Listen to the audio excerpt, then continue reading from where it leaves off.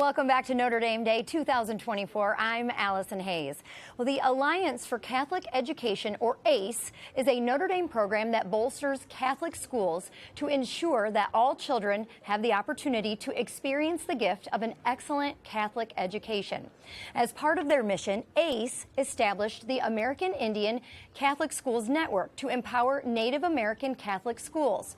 The Red Cloud School System on the Pine Ridge Reservation in South Dakota is part of this network. Well, joining us today via Zoom are two Notre Dame alumni who are both currently serving the Red Cloud schools in the volunteer program in South Dakota. Starting us off. Hi. Oh, you gotta love Zoom, right? There's always that little bit of delay there. Well, Emily Healy, class of 2022, and Annika Coberly, class of 2023. Thank you so much for taking the time to join us today, Emily and Annika. Of course. Thank you for having us. Thanks for having us. Thank you. Well, first of all, tell us a little bit about yourselves. Where are each of you from, and what did you study here at Notre Dame? So I'm from Upton, Wyoming, which is in the northeast corner of the state, and I studied Irish language and literature and pre-health while I was at Notre Dame. And I am from Cape Elizabeth, Maine. I was in the program of liberal studies with a minor in the Hesburgh program in public policy. Now, what was it that made each of you seek out volunteering through AmeriCorps after graduation, and why did you choose to go to South Dakota?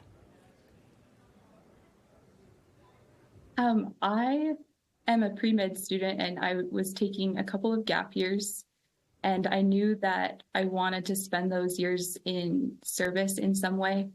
I'm from the area also. I'm from Wyoming, so about 3 hours away, and it was a really great way to come and learn about a culture that was near me and one that I could potentially be serving in the future as a physician.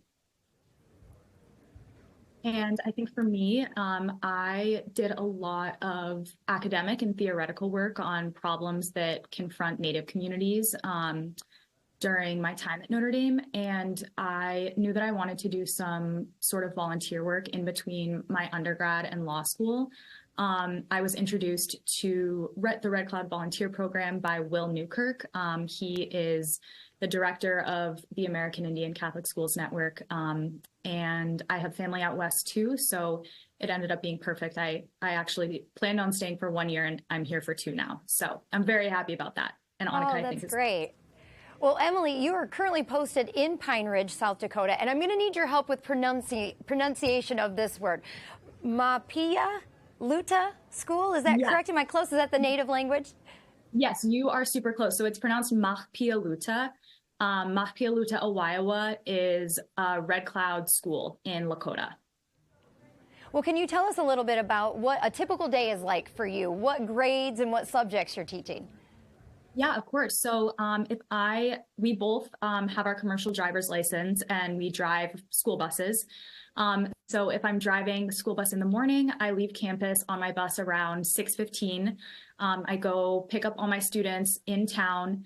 Then I return to school, park the bus, and head into the middle school for my homeroom. Throughout the day, I teach periods 6th, 7th, and 8th. I teach ELA, English Language Arts, reading specifically. And then after school, I either have study hall or I'm currently running a lacrosse team for middle school students. So we will have study hall or lacrosse practice. And then after that, I finish my day by driving more school bus runs. I drive the after school activities route. Okay, and then how about Annika? You are in Porcupine, South Dakota at Our Lady of Lourdes. What are your responsibilities like? Yes, so mine are very similar to Emily's in that I usually start a couple of days a week with a bus route in the morning, and then I come in and teach middle school ELA. So I have grades 5 through 8, and that's usually my morning. And then we usually assist in other classes. It's a bit of a smaller school, so we'll assist in other lower elementary classes in the afternoon. And after school, I've been helping with a kindergarten through 4th grade arts and crafts after school program. Oh, that's so great. And Emily, now you just said that you actually decided to stay on for a second year as a volunteer, right? So how have your skills changed from year to year? And maybe how have you changed personally as a result of this experience? Definitely. That's a fantastic question. I think that the first year is just really all about learning and getting acclimated to being a teacher. So I had no prior experience to teaching. I really kind of was just thrown into the deep end. And I think that Annika would agree, you really are thrown into the deep end when you arrive here, and you just kind of have to learn how to swim. So last year was about kind of setting my boundaries with the students and figuring out my curriculum, how I wanted to structure my classroom, and getting a good routine down, because we really do spend 50 to 70 hours a week, whether it's lesson planning in the classroom, being with students, field trips, etc.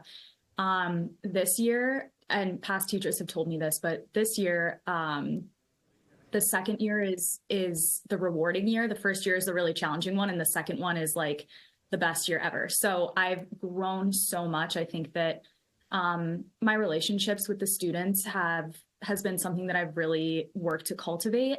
And I've seen all of that hard work that I did my first year really pay off in the second year. And I think that my lesson planning too, just the way that I lead my classroom and the material that I feel confident teaching my students, has really grown exponentially in my second year.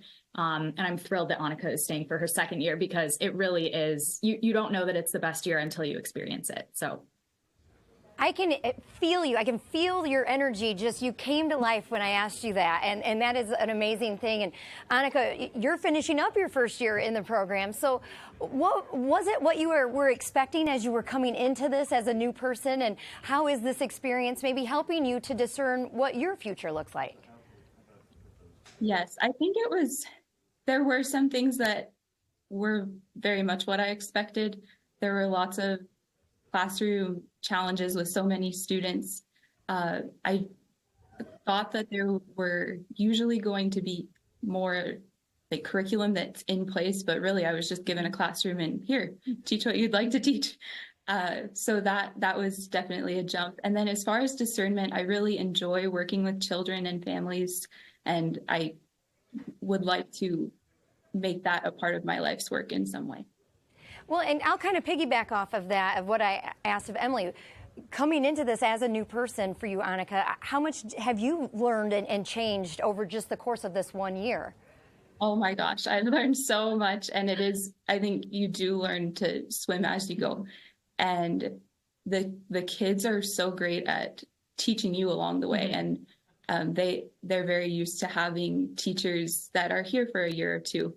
And so they've been very helpful and really taking me along the way to help learn about their culture and what works best for them.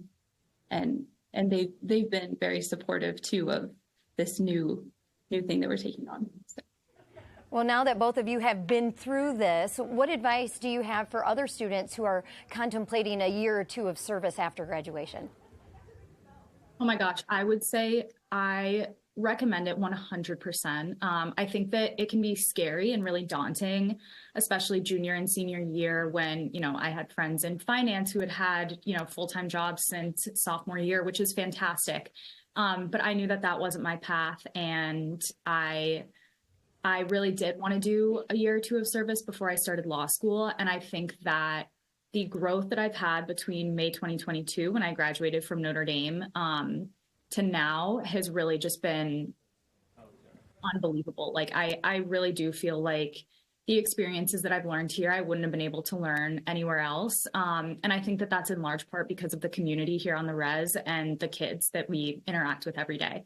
So I'd say if you like working with kids, if you're interested in community life, if you really just want to try and push yourself out of your comfort zone and do something nuanced and different, then a year or two of service post-grad is definitely a fantastic decision.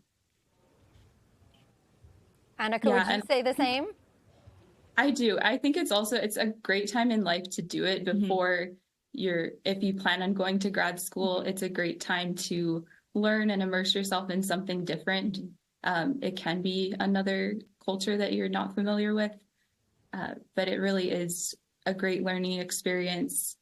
And I really think I will carry this for the rest of my life. So. Well, ladies, it was wonderful to talk to you. Thank you both so much for the work you're doing in South Dakota and for joining us tonight here on our Notre Dame Day broadcast.